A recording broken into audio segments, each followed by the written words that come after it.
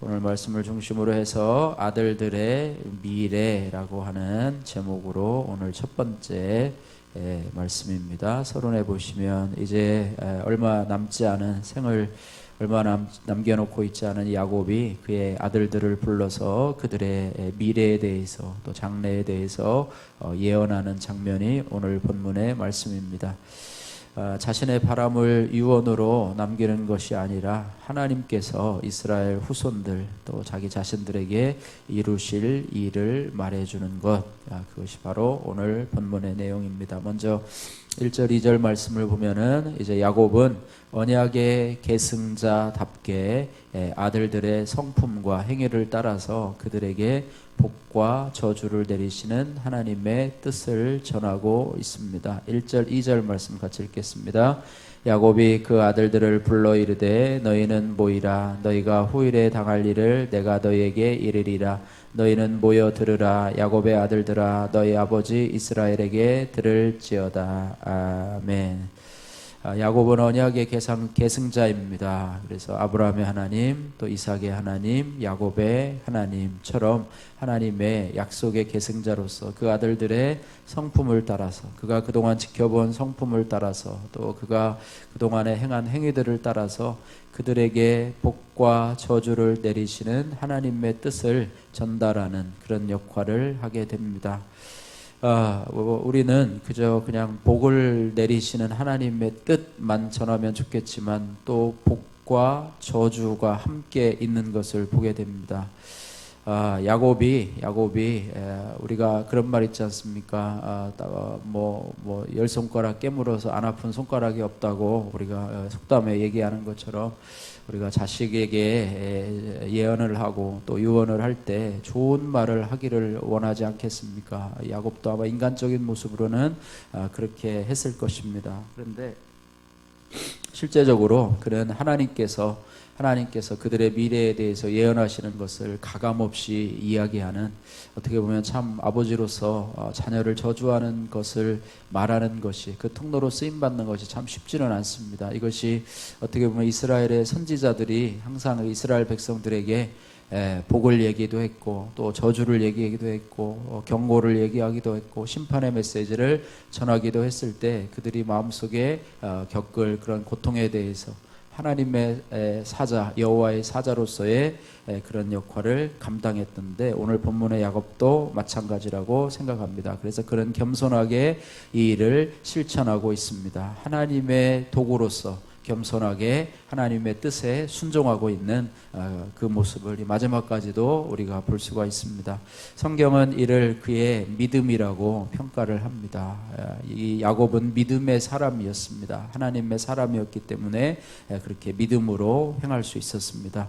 부모가 자녀들을 위해 유언을 내리면서 인간적으로 복을 빌 수는 있지만, 그러나 그 복을 주시는 분은 바로 하나님이시라고 하는 것이에요. 그 저주를 주시는 분도 바로 하나님이시라고 그러는 게, 우리가 섭섭하거나 인간적으로 또 이렇게 할 수 없는 부분이 바로 하나님께서 그런 분이시기 때문입니다. 그래서 우리의 자녀들이 하나님의 복을 누리기를 원한다면 물론 야곱이 각자 자녀들에게 늘 교훈을 했었을 것입니다. 그죠? 12아들들에게 맞는 그런 교훈을 했었을 터이고, 그 자녀들도 야곱의 교훈을 듣고 또 야곱의 생을 옆에서 지켜보면서 아마 나름대로 배웠을 것입니다. 그런데 12아들들마다 다 나름대로 자기 자신들의 삶을 살아가고 있습니다.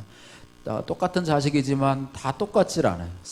심지어 쌍둥이도 서로가 이게 다릅니다. 그런 것처럼 12아들들이 다 다른 모습으로 각자의 신앙과 또 각자의 그런 기질과 성품과 행위를 따라서 자신의 삶을 살아가게 되고 또 앞으로도 그런 삶을 살아가게 될 터인데, 우리가 할 수 있는 부분들은 많지 않습니다. 그러나 우리의 자녀들이 하나님의 말씀 가운데 또 믿음 가운데 행하며 살 수 있도록 섬겨야 될 줄로 믿습니다.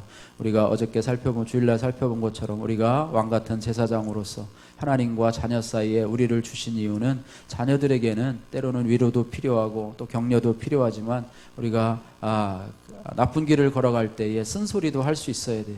물론 그 말을 하기가 참 쉽지가 않아요.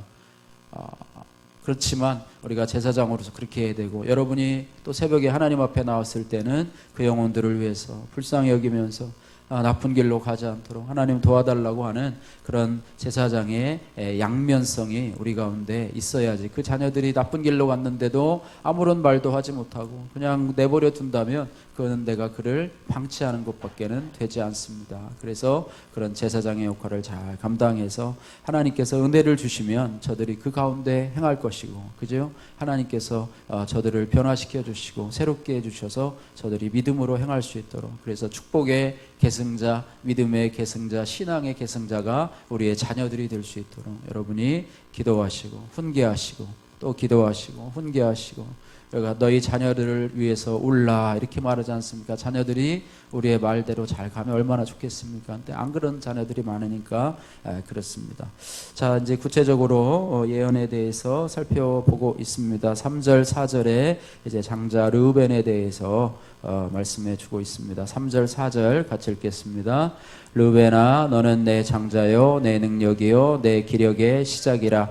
위풍이 월등하고 권능이 탁월하다마는 물의 끓음 같았은즉 너는 탁월하지 못하리니 내가 아버지의 침상에 올라 더럽혔음이로다. 그가 내 침상에 올랐었도다. 예. 장자 르우벤은 야곱의 능력과 기력의 시작이다. 첫 아들이라는 것이죠. 장자라는 것이죠. 그때 뭐 기쁨이 얼마나 컸었겠습니까? 그러나 그는 아버지의 침상을 더럽힘으로 인해서 아버지의 아내를 범하는 자기의 어떻게 보면 어머니를 범하는 그런 누를 참 범했다고 하는 것입니다. 그것을 야곱은 기억을 하고 있고 하나님도 기억을 하고 있고요. 야곱에게는 이 장자 르우벤이 큰 근심이었고 또 큰 수치로 다가왔던 그런 삶을 기억하고 있습니다. 장자의 지위에 따른 당당함도 있었고 또 그에게는 탁월한 능력도 있었습니다. 그러나 그것이 그를 경솔히 행하도록 부추겼을지도 모르겠습니다. 이것이 바로 이 르우벤의 모습이라고 하는 것이죠. 그래서 그는 어떤 그런 예언을 받는가 하면 그는 결국에는 장자의 지위를 잃고 훗날에 미약한 지파가 되어서 가장 먼저 소멸될 위기에 처하는 그런 지파로 전락하게 된다라고 하는 것입니다. 그래서 우리가 복된 미래를 기대한다면, 자신의 입장에서 내가 올바른 미래를 가진다면 오늘이라고 하는 동안에도 또 우리가 살아가는 날 동안에도 하나님 앞에서 또 사람 앞에서 부끄러운 일을 하지 말아야 된다. 부끄러운 일을 하지 말아야 된다. 이런 교훈을 우리가 발견할 수가 있습니다. 또 우리에게 주어진 지위들을 가지고 우리가 경솔히 행하지 말고 늘 겸손함으로 살아야 된다. 뭐 이런 부분들을 우리가 교훈으로 생각해 볼 수가 있습니다. 그 다음에 5절에서 7절 말씀에 시므온과 레위에 대한 예언이 나오게 되는데요. 5절에서 7절 말씀 같이 읽겠습니다. 시므온과 레위는 형제요 그들의 칼은 폭력의 도구로다. 내 호나 그들의 모의에 상관하지 말지어다. 내 영광아 그들의 집회에 참여하지 말지어다. 그들이 그들의 분노대로 사람을 죽이고 그들의 혈기대로 소의 발목 힘줄을 끊었음이로다. 그 노여움이 혹독하니 저주를 받을 것이요 분기가 맹렬하니 저주를 받을 것이라. 내가 그들을 야곱 중에서 나누며 이스라엘 중에서 흩으리로다. 아멘. 예, 야곱이 그 밧단 아람에서 아들들과 또 그런 재산 가축들을 이끌고 이제는 그 베델로 가는 가나안으로 가는 중에 그 세겜이라고 하는 곳에 잠시 정착을 할 때에 그의 누이 디나가 그곳 추장의 아들들에게 성폭력을 당하는 그런 일을 겪게 됩니다. 그때에 이 시므온과 레위가 앞장서서 세겜 족속을 속여서 할례를 행하게 해놓고서는 잔인하게 다 그 성의 사람들을 죽이는 그런 폭력성을 행하게 됨으로 인해서 그 행위로 인해서 그들이 저주를 받게 됩니다. 그러면서 야곱은 그들이 나뉘고 흩어질 것이라고 예언을 합니다. 그 예언대로 훗날 시므온은 유다 지파에 흡수되고, 우리가 예전에 한번 살펴봤었죠. 그죠? 시므온 지파의 그 땅 분배에 대해서 살펴봤는데 그들은 자체의 땅을 분배받지 못하고 넓은 유다 지파의 일부를 분배받는 그런 모습을 보게 되었는데, 시므온이 바로 이 세겜 족속을 죽이는데 앞장섰던 그런 사람이었기 때문에 그렇고요. 레위도 땅을 분배받지 못하고 각 지파에 흩어져 살게 됩니다. 물론 나중에 바알부올의 사건으로 인해서 레위 지파가 또 하나님의 열심을 보인 결과로 그들이 이제 성전의 일을 맡게 되고, 그때부터 또 그들의 삶의 전환점을 맞이하기는 하지만, 그들은 땅을 분배받지 못하고 각 지파에 흩어져 살게 되는, 여호와께서 분깃이라고 하면서 그들 자체에게는 분깃이 주어지지 않습니다. 그래서 우리가 받을 교훈은 뭐냐면, 악한 행동에 대해서 우리가 분노할 수는 있습니다. 그죠? 악한 행동에 대해서 우리가 그런 마음을 가질 수는 있습니다. 그러나 그 분노가 살인과 폭력을 정당화할 수는 없다고 하는 것입니다. 그러면서 우리가 이 분노 또 성내는 것, 성을 내는 것, 야고보서에 보면 성내는 것이 하나님의 의를 이루지 못한다, 이렇게 말씀하고 있습니다. 나는 요즘에 어떤 일에 분노를 하고 있고, 또 어떤 방식으로 내가 분노를 표출하고 있는지. 시므온과 레위도 그 당시에 분노를 잠재울 수만 있었다면 그들은 그렇게 저주를 받지 않았을 것이기 때문입니다. 그래서 우리는 항상 이 분노를 잘 다스릴 수 있도록, 화를 잘 다스릴 수 있도록, 요즘에 코로나로 인해서 코로나 블루라고 우울증이 많이 나타나고 있는데, 그래서 사람들이 참 민감해요.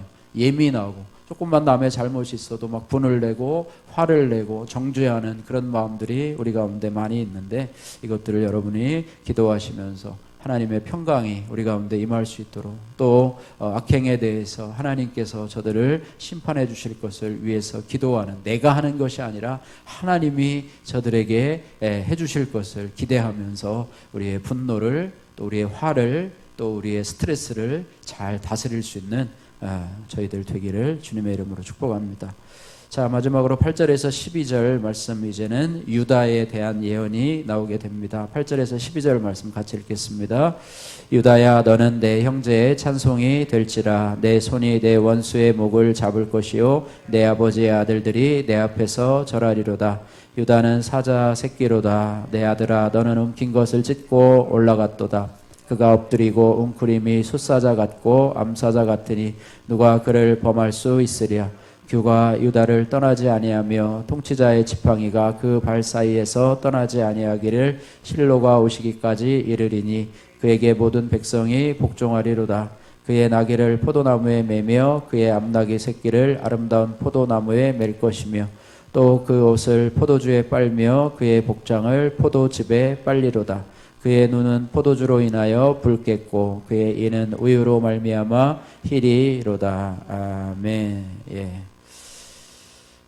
우리들이 살펴본 것처럼요, 유다가 베냐민 애굽 땅에서 이제 곡식을 얻어올 때에 베냐민이 볼모로 잡혀 있는 것을 보면서 자신이 그를 대신해서 희생을 자처하게 되고, 그로 인해서 결국에는 가족을 구원하는 그런 역사가 있습니다. 오늘 처음에 나온 말이 그런 얘기입니다.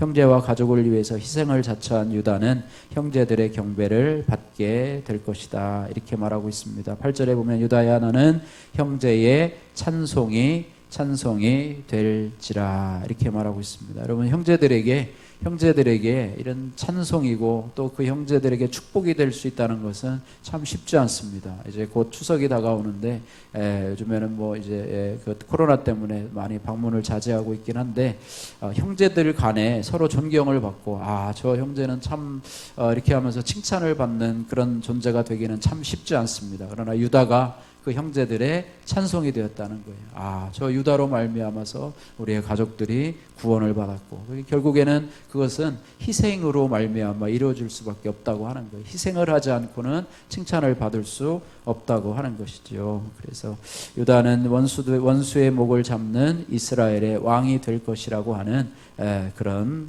예언을 듣게 됩니다. 이 예언대로 유다의 후손에 다윗이 이스라엘의 왕위에 올랐고, 훗날에 다윗의 지파를 통해서 예수 그리스도가 그 계보를 통해서 오셨고, 또 예수 그리스도께서 만민의 경배를 받는 참 왕으로 오셨는데 그 출발이 바로 유다로부터 시작되었다고 하는 것입니다. 내 목숨을 담보로 해서 내가 죽을 테니까 아버지께서 오시면 내가 베냐민의 생명을 내가 담보로 그가 만약에 죽으면 내가 그를 대신해서 죽겠습니다라고 하는 그런 희생의 정신을 발휘했던 것이 그런 것이 바로 유다 지파에게 큰 예언의 모습이 되었다고 하는 것입니다. 그래서 우리도 하나님 앞에 우리가 살아갈 때 희생과 섬김의 정신이 늘 필요하다고 하는 거예요. 내가 손해보고 또 내가 지고 또 내가 한다 할지라도 늘 희생하고 손해보고 내가 또 양보하고 관용하는 마음을 가지고 살아갈 수 있도록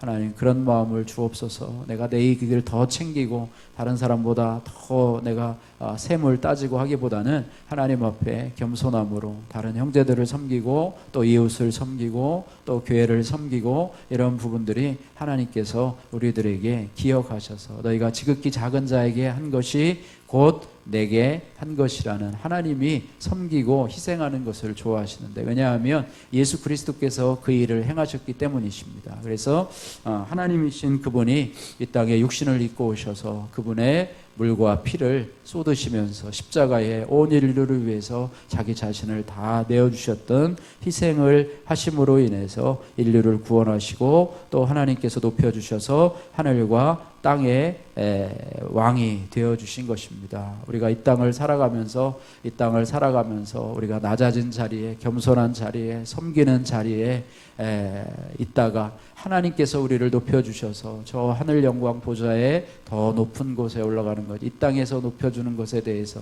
또 내가 스스로 높이는 것은 높이는 것이 아니고요, 또 다른 사람이 나를 높여주는 것도 결코 높아지는 것이 아닙니다. 결국 우리를 높여주시는 분은 바로 누구신가? 하나님께서 우리를 높여주실 때, 하나님께서 우리를 칭찬하실 때 그것이 바로 진정한 칭찬이요 높임이 된다고 하는 것입니다. 그래서 우리는 이 땅에 예수 그리스도처럼 이 땅에서 십자가를 지고 좁은 길을 걸어가는 그런 모습으로 살아. 그 길이 힘들고 어렵지만, 믿음으로 살아가는 길이 힘들고 어렵지만 저 푯대를 바라보면서 상 주실 주님을 바라보면서 우리에게 위로를 주시고 우리의 눈물을 닦아주실 그 주님을 기대하면서 주님 앞에 나가야 된다고 하는 것입니다. 적용의 말씀입니다. 우리도 십자가를 지는 희생으로만 하나님 나라를 기업으로 얻을 수 있습니다. 믿음으로 우리가 하나님 앞에 구원을 얻습니다. 그런 말 많이 하잖아요, 그죠? 믿음으로 구원받고 행함으로 축복을 받는다. 그 행함이 무슨 행함이냐? 섬김으로, 희생으로, 눈물로, 기도로 하나님 앞에 나가는 것, 이것이 바로 우리의 복이 되고 우리 자손에게 복이 될 줄로 믿습니다.